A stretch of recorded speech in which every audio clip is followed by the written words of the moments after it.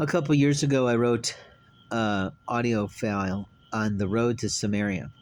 Since then, I know someone has illegally edited the power of that message in my ministry of talking to people about what they see in the community and what they look like to their version of God, whether it be Lord Jesus or whether it be Lakshmi or some other deity that they have from their country.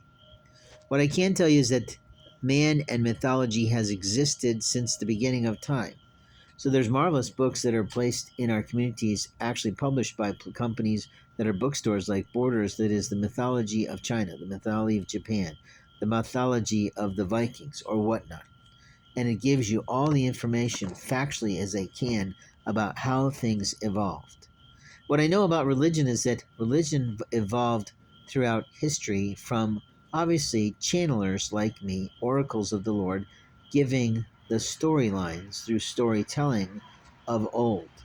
And eventually we got into the printing press, and eventually we got our books in front of us, and eventually it became sort of a common standard industry of publishing, where there are people working, or there used to be, at all levels of book making. But today we have the opportunity to take our own work, do its own editing, and promote it by selling it to a publisher to develop our own soft covers or hard covers for our own work.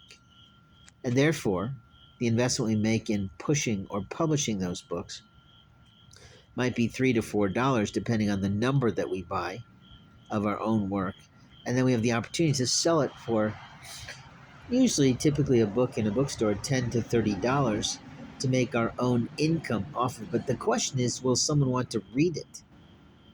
And I've had people drive up to me since I came to Champaign saying they want to give me a copy of their book. And you're like, why? But the truth is that in America, we have the right to tell our own stories. And it's called storytelling. In other places, it's called journalism or freedom of the press.